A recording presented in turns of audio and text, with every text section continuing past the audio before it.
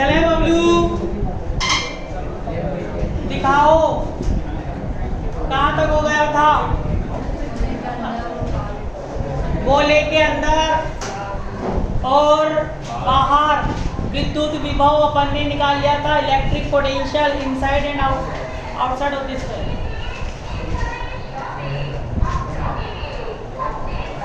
ठीक है, अब बबलू इसमें दो प्रॉब्लम और हैं। कितनी समस्याएं हैं? दो समस्या और है, मतलब दो डेरिवेशन करने हैं। फिर ये यूनिट टकलिया ये यूनिट क्या हो जाएगी? समाप्त। तो आज ये यूनिट क्या हो जाएगी? समाप्त हो जाएगी। अगली समस्या क्या है?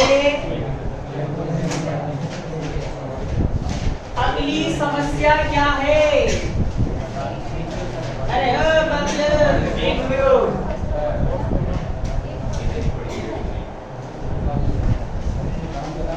तो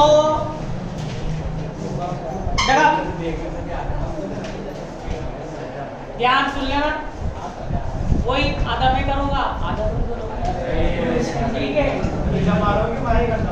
अब यही करूंगा, मैं यही करवाऊंगा। आप सुनो, समस्या क्या है? टॉपिक का नाम बाद में लिखाऊंगा, पहले समस्या दे। समस्या क्या है बताओ? बताओ लास्ट जो अपन ने किया टॉपिक डेरिवेशन, उसमें चालक बोला था ना, यहाँ भी चालक बोला है। उसमें अपन ने बाहर और अंदर भी वो ज्ञात किया था। क्या किया था? बाहर और अंदर भी वो ज्ञात किया था, और पृष्ठ पर भी वो कितना था? F theta. पढ़ के नहीं आता तुम घर से? ठीक है, तो एग्जाम में बच्चे ज्यादातर इन दोनों टॉपिक में कंफ्यूज होते हैं, तो ध्यान सुने ना, उसमें इसमें बहुत अंतर है। क्या वहां पर बोला विद्युत क्षेत्र में रखा हुआ नहीं था, वहां चालक बोला था सिर्फ पृष्ठ पर विभव था, चालक बोला था सिर्फ पृष्ठ पर विभव था एफ थीटा, सरफेस पर पोटेंशियल था, इनफाइनाइट पर कितना था? 0, और सेंटर पर भी कितना था? 0। तो अपन ने अंदर भी निकाल लिया था और बाहर भी निकाल लिया। ये अपना वो पहला टॉपिक। आज क्या समस्या है? आज ये बोला जो है ना, एक समान विद्युत क्षेत्र में स्थित है, यूनिफॉर्म इलेक्ट्रिक फील्ड में रखा हुआ है। ध्यान से क्या?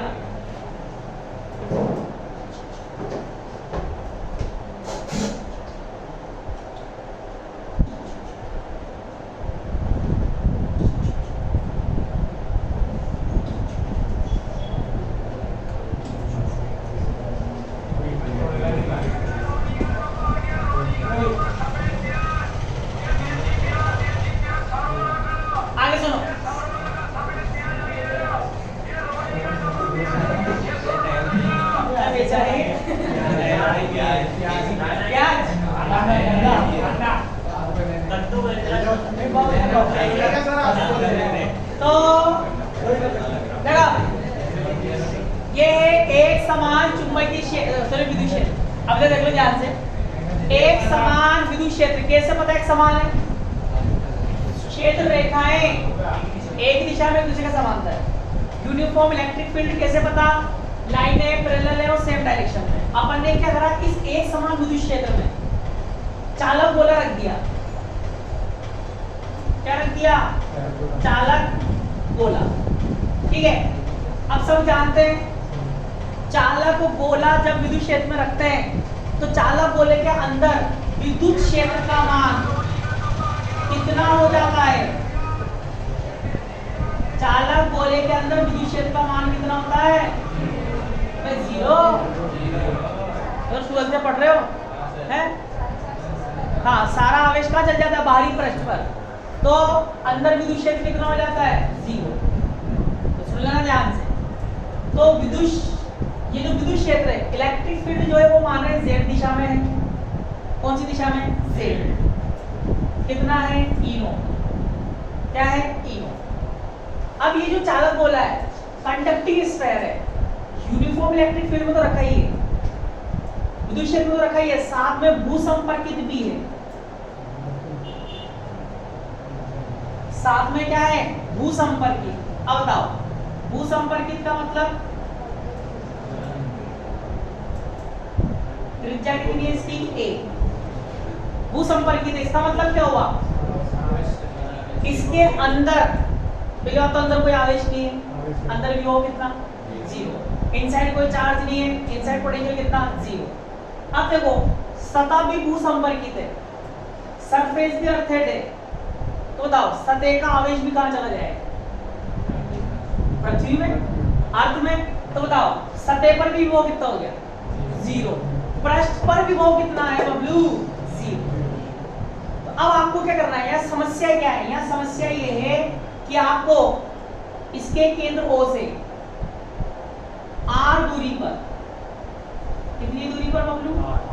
R दूरी पर और थीटा कोण पर, बताओ गोले के पृष्ठ पर तो विभव 0 है, गोले के पृष्ठ पर तो विभव 0 है, स्फीयर के सरफेस पर तो पोटेंशियल 0 है। क्यों? क्योंकि अर्थिंग है।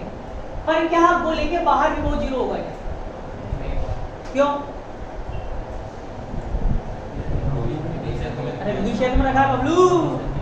अबे यहाँ तो 0 है विभव, यहाँ पोटेंशियल 0 है, अंदर भी 0 है, पर क्या यहाँ कहीं होगा क्या 0? नहीं होगा। क्यों?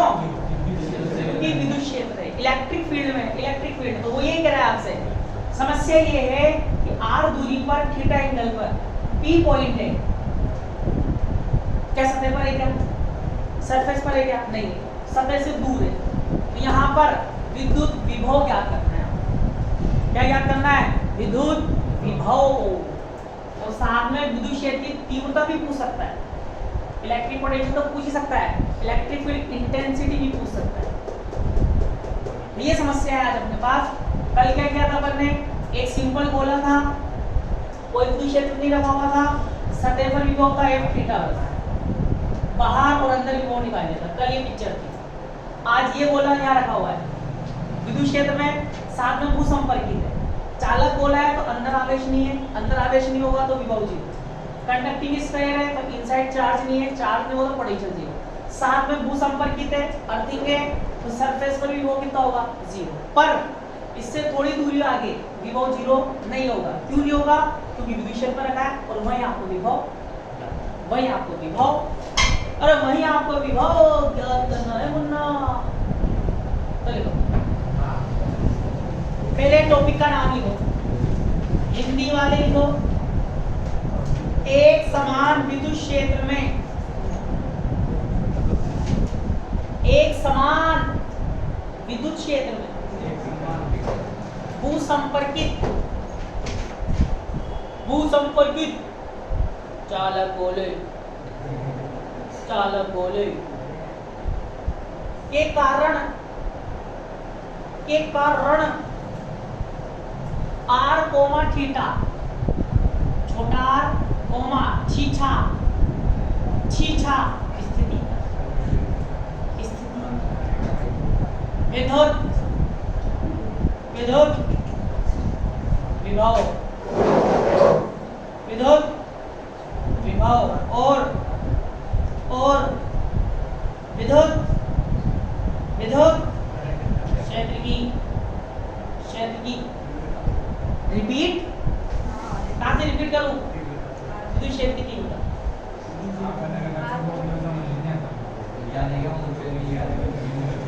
क्या हो गया? टॉपिक तो बोल रहा हूं अभी, दोबारा सुनो। एक समान विद्युत क्षेत्र में स्थित, विद्युत क्षेत्र में स्थित भूसंपर्कित चालक गोले के कारण R कोमा छीछा, अबे थीटा स्थिति पर विद्युत विभव और विद्युत क्षेत्र की तीव्रता, विद्युत क्षेत्र की तीव्रता।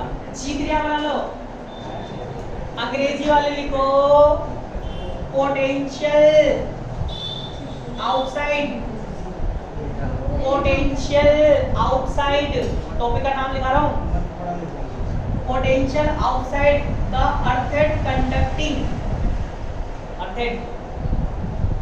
अर्थेड conducting sphere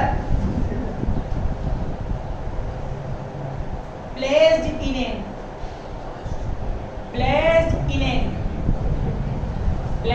in an electric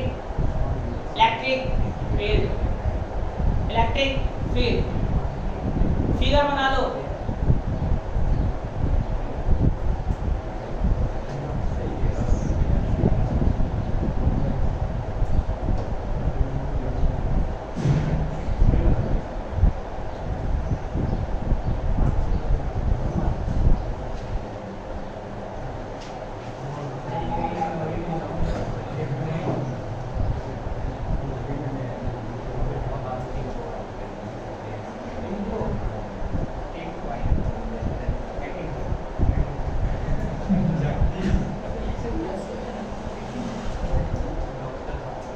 चले लिखो, पहले थ्योरी लिखो इसकी, लिखो बबलू। माना चित्रानुसार स्मॉल ए त्रिज्या का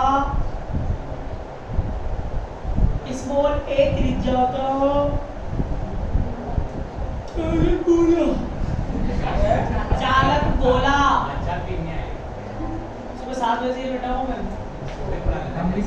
चालक गोला जेड दिशा में, चालक गोला जेड दिशा में आरोपित एक समान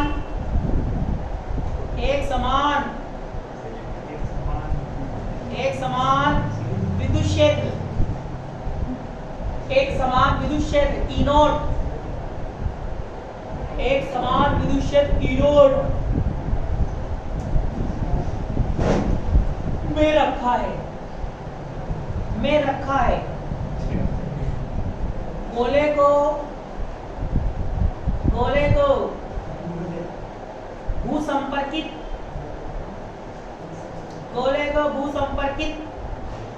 किया गया है, गोले को भूसंपर्कित किया गया है। इसके कारण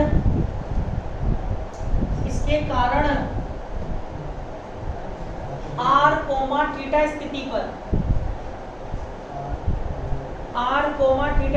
पर विद्युत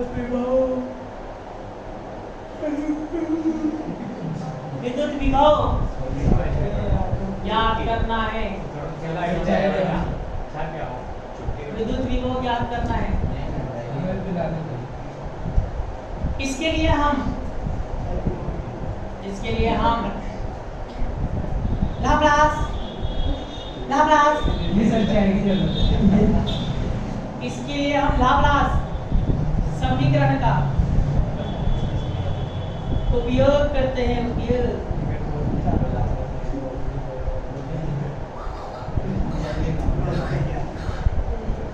अंग्रेजी वाले लिखो,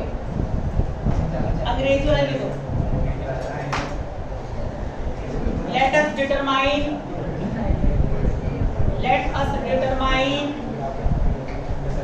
the electric potential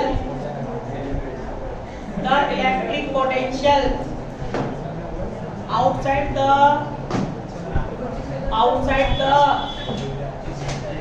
conducting sphere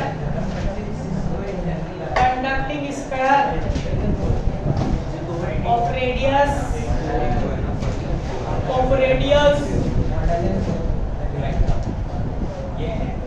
small a, of radius small a, whose surface is आवाज बदल लो whose surface is grounded and placed in external and placed in an external electric field inode in the z direction in the z direction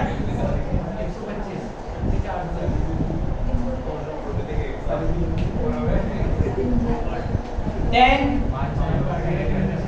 from Laplace equation party दे रहा है sir कई party 425 तो party sir 425 तो बहुत कम है 4025 होता तो मैं बस पार्टी को 425 हो गया तो देना पड़ेगा 10 डेली पड़ेगी 500 पड़ेगी 425 बच्चे मैं कर रहा हूं पार्टी आ देखो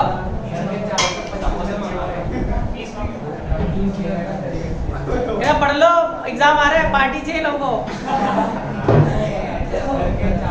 अब डेल स्क्वायर साइन बराबर 0 अब ये समझ लो पहले आधा तुम्हें करना है डेल स्क्वायर साइन बराबर 0 अब बताओ शेप कैसी है स्क्वायर गोला तो डेल स्क्वायर का मान किसके रूप में रखेंगे गोलीय निर्देशांक के रूप में क्या था ब्लू r स्क्वायर तो याद हो गया होगा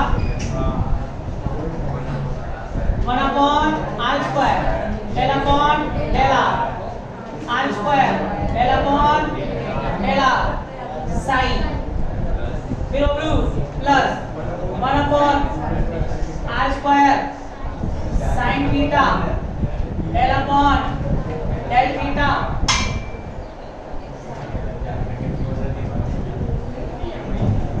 del upon del theta sin theta del psi upon del theta और w 1 upon r square sin square theta del square sin upon del phi square बराबर 0 इक्वेशन फर्स्ट ये था आगे सुनो अतः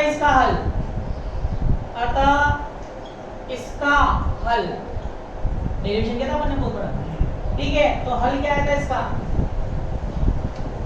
Sai r comma theta phi वाला मैंने आपसे पहले कहा था कि आगे जो भी समस्या आएगी इसके ऊपर ज्यादातर आपको r थीटा के ऊपर समस्या देगा देखो अभी अपन ने जितनी भी समस्या हल करी क्या फाई वाला कहीं काम आएगा क्या क्यों फाई के रूप में है नहीं अब तो यहाँ भी आपको जो विभव ज्ञात करना है वो r और थीटा पर ही करना है क्या फाई वाला कोई फंक्शन है क्या नहीं है तो इसको चाहो तो आप हटा भी सकते हैं इसको आप हटा दो यहाँ से बराबर क्या कर दो 0 लिख लिया हो आप साथ साथ लिख रहे हो तो कोई दिक्कत नहीं है बस साथ मत लिखो इधर समझ लो तो r कोमा थीटा ठीक है इसका हल क्या था बताओ samosa l a l r की power l plus b l r की power minus l plus 1 b l cos theta यही है अब मेरी बात सुनो हेलो आगे सुनो ये r थीटा स्थिति पर विभव तो है r थीटा स्थिति पर पोटेंशियल पहले से आज है अपने पास तो समस्या क्या है समस्या ये है यहाँ पर L BL कांस्टेंट है जो अज्ञात है अननोन है तो इनका मान निकालेंगे तो बताओ इनका मान निकालने के लिए मैंने आपको लक्कड़ सिखाए थे क्या लक्कड़ सिखाए थे ये सिखाए थे कि अगर आपको A और BL का मान निकालना है तो आप क्या करो जो लेजेंड्रे कांस्टेंट है मतलब PLX है इसको पहले कांस्टेंट में चेंज करो जैसे मैं कहूँ साइन को कांस्टेंट में चेंज करो, तो साइन को कांस्टेंट में कैसे चेंज करते हो? साइन को साइन से गुणा कर दो, तो 0 से a के बीच क्या कर दो? समाकलन। आंसर क्या आता है? a/। तो AC AL और BL का मान निकालने के लिए मैं क्या करूंगा? इसको कांस्टेंट में चेंज करूंगा पहले। उसके लिए पहले मैं एक परिसीमा लगाऊंगा, एक बाउंड्री कंडीशन लगाऊंगा। बताओ बाउंड्री कंडीशन लगा रहा हूं मैं r बराबर a पर। सुन लेना ध्यान से, r बराबर a पर कहां चले गए? पृष्ठ पर, सरफेस पर। अब बताओ गोला क्या है? भू संपर्कित अर्थिंग है। तो बताओ पृष्ठ पर वो कितना होगा? साइन r कोमा थीटा बराबर 0। यदि if r equals to a then होगा, ठीक है। इक्वेशन 2। अब बताओ इक्वेशन 2 की शकल क्या हो जाएगी? इक्वेशन 2 की शकल ये तो है 0 समोसा है l r की पावर है प्लस a की पावर है bl a की पावर माइनस l प्लस 1 और ब्लू pl और cos थीटा। अब बताओ इसको कांस्टेंट में चेंज करने के लिए cos थीटा को क्या मानते हैं? पहले x। लेट cos थीटा बराबर x। तब बबलू 0 समोसा l a की power l b l a की power minus l plus 1 p l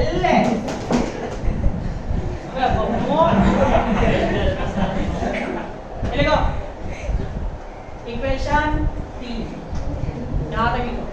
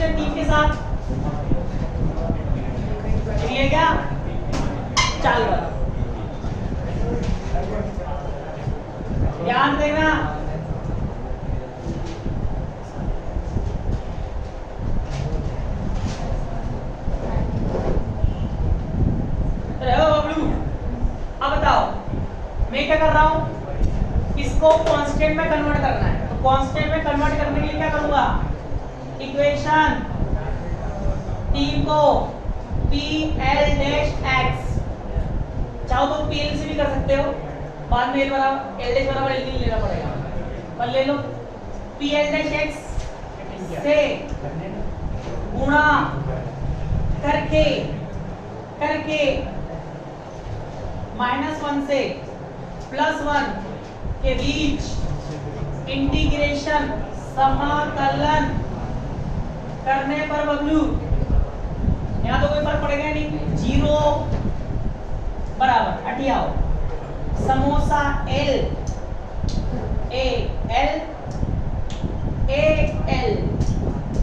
B L A की पावर -L +1 और बबलू ये क्या हो जाएगा, नागिन -1 से +1 PLX PL डैश x और dx। आगे चलो 0 समोसा L A L B L A की पावर L क्या आएगा। अब बताओ इसका हल क्या लिखते हैं, 2/12 + 1 del L comma L dash, del क्या है यहाँ पर, क्रोनेकर डेल्टा फंक्शन। अब बताओ इसके भी दो सॉल्यूशन होते हैं, L बराबर L डैश के लिए दो हल होते हैं, L बराबर L डैश के लिए L naught equal to L dash के लिए, तो L naught equal to L dash के लिए कितना हो जाता है 0, तो कोई मतलब ही नहीं, ठीक है। इसके लिए del L comma L dash का मान कितना होता है 1, 0 समोसा L A L B L A की पावर -L +1 2/12 + 1 ये लिख लिया तुमने।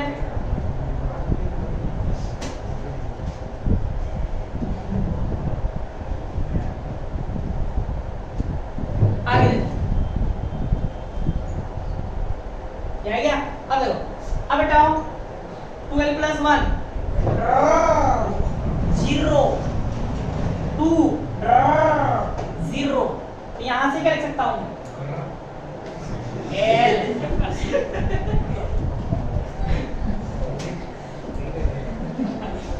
-L +1 बराबर 0। अब बताओ यहाँ पर दो कांस्टेंट है L और BL, सुनना ध्यान से, L और BL का मान निकालना है, साथ में इनके मध्य भी क्या किया संबंध। आप क्या करो यहाँ से BL का मान निकालो, मैं बताऊं BL A -L +1 बराबर माइनस का L A की पावर है। अब बताओ BL बराबर माइनस का L, जो कर जाएगा तो क्या होगा L A L +1 जाएगा। बताओ BL बराबर क्या आ जाएगा माइनस का AL A की पावर 12 + 1 इक्वेशन 4। अब इसका मतलब ये हुआ इन दोनों में से किसी भी कांस्टेंट का मान निकाल लो, दूसरा ऑटोमेटिकली आ जाएगा। यहाँ तक लिखो।